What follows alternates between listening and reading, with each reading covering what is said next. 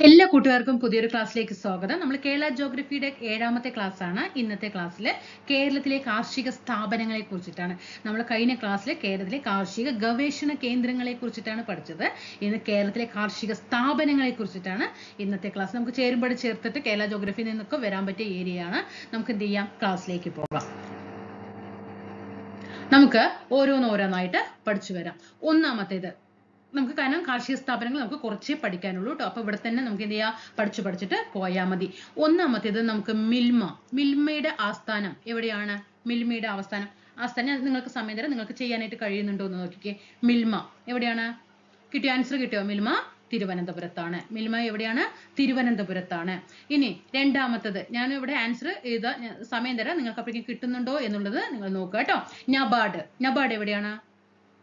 NABARD കിട്ടിയോ? Answer കിട്ടിയോ? തിരുവനന്തപുരത്ത് അല്ലെ? നബാർഡ് എവിടെയാണ്? തിരുവനന്തപുരത്ത് എവിടെയാണ്? പാളയം. തിരുവനന്തപുരത്ത് പാളയമാണ്. ഇനി അടുത്തത് ആൻസർ കിട്ടുന്നുണ്ടോ നോക്കണം കേട്ടോ. സുഗന്ധഭവൻ എവിടെയാണ്? സുഗന്ധഭവൻ കിട്ടിയോ? എറണാകുളത്താണ് കേട്ടോ. സുഗന്ധഭവൻ എറണാകുളത്ത് എവിടെയാണ്? പാലാരിവട്ടത്താണ്. എറണാകുളത്ത് പാലാരിവട്ടം. ഓക്കെ, സുഗന്ധഭവൻ എവിടെയാണ്? എറണാകുളത്ത് പാലാരിവട്ടം. 4 കേരാഫെഡ് എവിടെയാണ്? ഒന്ന് ചെയ്യണം കേട്ടോ, നിങ്ങൾക്ക് ഒരു റിവിഷനും കൂടി ആയിക്കോട്ടെ എന്ന് പറഞ്ഞിട്ടാണ്. കേരാഫെഡ് തിരുവനന്തപുരത്താണ്. കേരാഫെഡ് എവിടെയാണ്? തിരുവനന്തപുരം. 5 ബീഫെഡ് തേനീച്ച. ബീഫെഡ് അതും തിരുവനന്തപുരത്ത് തന്നെയാണ്. തിരുവനന്തപുരത്ത് എവിടെയാണ്? പാപ്പനംകോട്. ഈ സ്ഥലങ്ങളൊക്കെ ആയിരിക്കും നമുക്ക് ചോദിക്കുക കേട്ടോ. പാപ്പനംകോട്, തിരുവനന്തപുരത്ത് പാപ്പനംകോട്. 6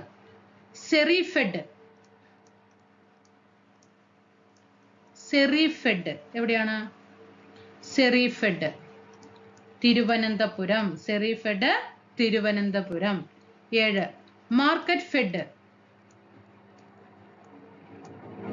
മാർക്കറ്റ് ഫെഡ് ചെയ്തേ. മാർക്കറ്റ് ഫെഡ് കൊച്ചിയിൽ എവിടെയാണ്? ഗാന്ധിനഗറിലാണ് മാർക്കറ്റ് ഫെഡ്. അടുത്തത് ബാംബു കോർപ്പറേഷൻ.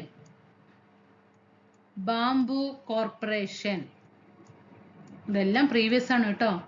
ബാംബു കോർപ്പറേഷൻ കിട്ടിയോ? കിട്ടുന്നുണ്ടോ? നിങ്ങൾക്ക് റിവിഷനായി ഒന്ന് ഓർത്തെടുക്കാൻ കഴിയണേ. ബാംബു കോർപ്പറേഷൻ എവിടെയാണ്? എറണാകുളം അല്ലേ? എറണാകുളത്ത് എവിടെയാണ്? അങ്കമാലിയാണ് ആൻസർ ആയിട്ട് എപ്പോഴും ചോദിക്കാറുള്ളത് കേട്ടോ. അങ്കമാലി, എറണാകുളത്ത് അങ്കമാലിയിലാണ് ബാംബു കോർപ്പറേഷൻ. റബ്ബർ ബോർഡ് അതെല്ലാവർക്കും അറിയാം, നമ്മൾ കഴിഞ്ഞ ക്ലാസ്സിലും പറഞ്ഞതാണ്. Rubber board Kottayam. അടുത്തത് സ്പൈസസ് ബോർഡ് കൊച്ചിയിലാണ്. 11 Kerala livestock development board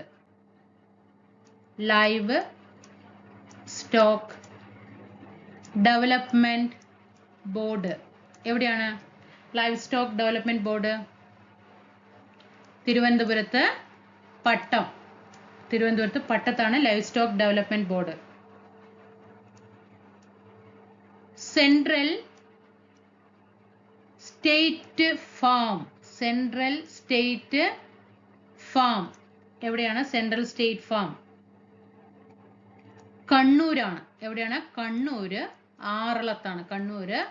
Aralam.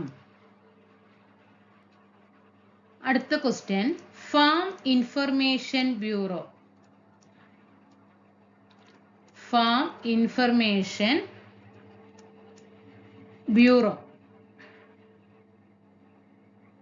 അതും തിരുവനന്തപുരത്താണ്. തിരുവനന്തപുരത്ത് കവടിയാറാണ് ഫാം ഇൻഫർമേഷൻ ബ്യൂറോ. ഇനി 14 കേരള കാർഷിക സർവകലാശാല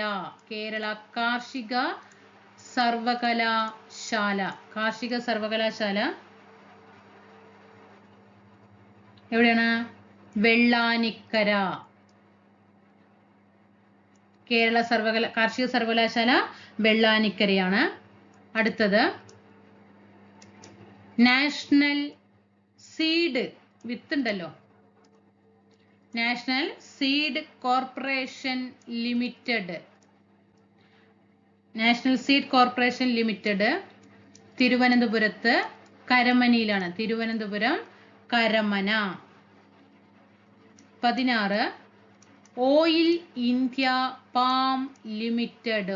ഓയിൽ ഇന്ത്യ പാം ലിമിറ്റഡ്. സമയം ഗ്യാപ്പ് തരാം നിങ്ങൾക്ക് ചെയ്യാൻ. ഓയിൽ ഇന്ത്യ പാം ലിമിറ്റഡ് ചെയ്തേ. കോട്ടയം. എവിടെയാണ്? കോട്ടയത്താണ് ഓയിൽ ഇന്ത്യ പാം ലിമിറ്റഡ്. അടുത്തത് സെൻട്രൽ ഇന്റഗ്രേറ്റഡ്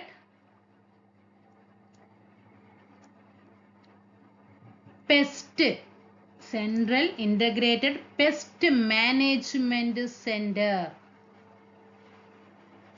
പെസ്റ്റ് ആണ്. Central integrated pest management centre. ഏത് ജില്ലയിലാണ്? എറണാകുളത്താണ് കേട്ടോ. എറണാകുളത്താണ്. അടുത്തത് സെൻട്രൽ സോയിൽ അനലിറ്റിക്കൽ ലാബോറട്ടറി.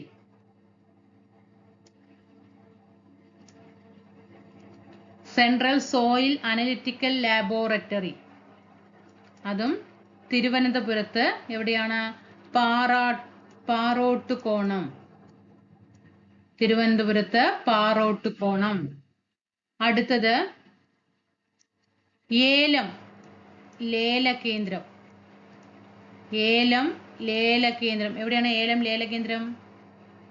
ഏലം ലേലകേന്ദ്രം ഇടുക്കിയിലാണ്. ഇടുക്കി സുഗന്ധവ്യഞ്ജനമല്ലേ, അപ്പൊ ഇടുക്കിയിലേക്ക് പോവുക.